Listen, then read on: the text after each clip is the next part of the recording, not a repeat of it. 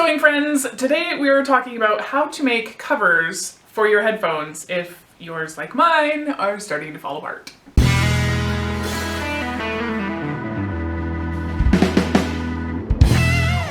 So I use these headphones every day. Every day. I go for like a 4.5 kilometer walk every morning. If people are watching TV, I wear them when I'm doing housework and I don't want to disturb anybody. I'll wear them when I listen to music at night, again, so that I'm not being loud and disturbing anybody. But here's the thing, is the vinyl on them, the faux leather stuff, is just peeling and falling apart. And what'll happen is I will come home from my walk in the morning and I'll have like black chunks of stuff just stuck to me. It's in my ears, it's in my hair, but the headphones work really well. There's nothing wrong with their function. So, you know, as far as I'm concerned, mend and make do. There's no need to replace them if they're working fine. The battery still holds out for a really good charge. So I just need to cover these, and that is what we're gonna do today. Okay, so the fabric I'm using for this is actually left over from a hoodie. It's quite stretchy, more in one direction than in the other, but as this is going to be a negative ease cover, that's what I'm gonna need. So first I need to take my measurement across the headphone. I'm taking it in a few different spots because it's squishy and it's sort of packed out over time and sort of is turning into an oval. So I'll just take the average between the three measurements.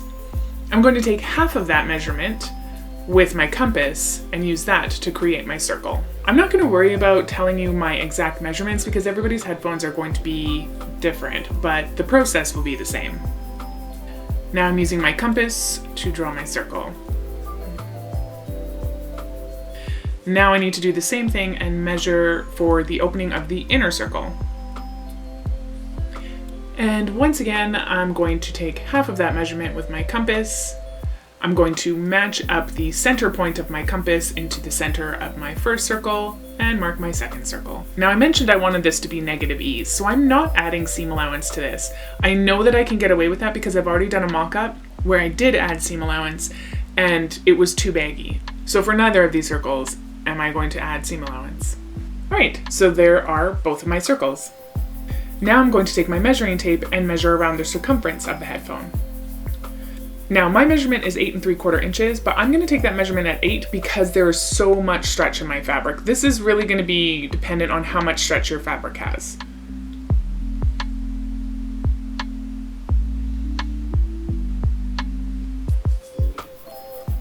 The last measurement I need to take is from the inside edge of the headphone to the outside edge. This is the one place where I am going to add extra. I'm adding an extra 1/4 inch so that I can create a casing for some elastic.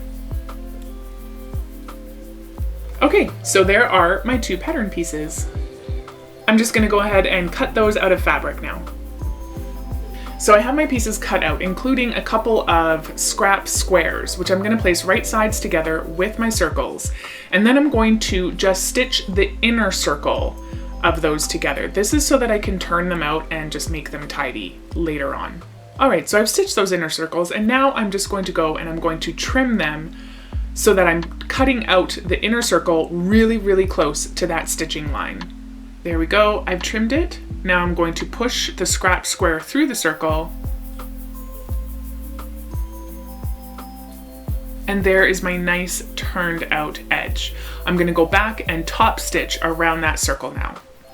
There we go, I've got my top stitching done and now I can trim away my scrap square. This is a fabric that's not going to fray on me, so I don't have to worry about finishing the edges. This part is going to be on the inside, so you're not going to see it. So just trimming that excess fabric away is more than enough to finish that edge. There we go, now that inner circle is nice and tidy.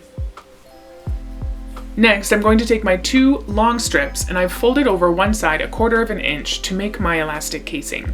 And I'm just going to top stitch those down. Next, I'm going to take my elastic and just see how much I need to have it be snug around the outside of the headphone. I've given a little bit of extra length there just to give myself some ease at the ends when I pull it through.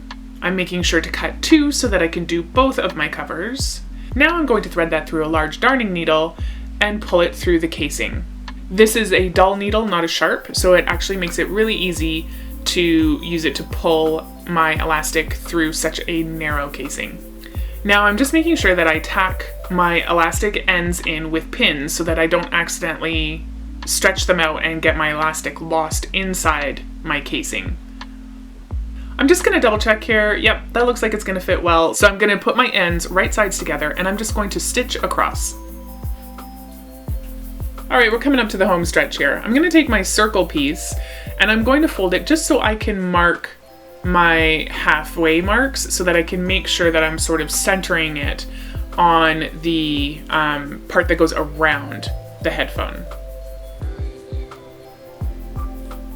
And I'm going to mark the halfway mark on the other piece as well. Now, putting right sides together, I'm gonna line up my halfway marks.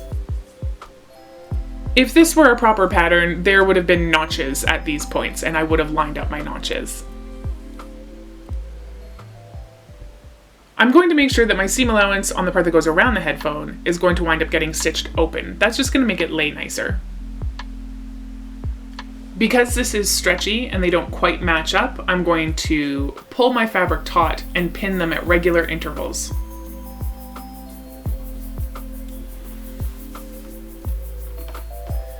Now that that's pinned, I'm going to go and stitch them together. While I was at it, I also sewed open the seam allowance on the other side of the part that goes around. And I'm just gonna trim back the corners of that seam allowance a little bit so that when I fold it out, it's just a little bit tidier. And so here we go. Slides over nice. And I still have plenty of room to access my charging ports and the controls on the sides of the headphones. All in all, I'm pretty darn happy with how these turned out. Let's take them for a test drive.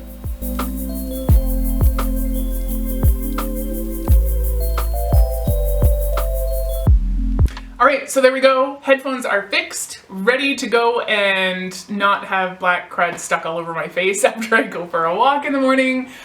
I hope that this video inspired you not only to just, recover a pair of headphones if you need to, but just to look at things and see if there's something you can do to mend something rather than go out and buy another one.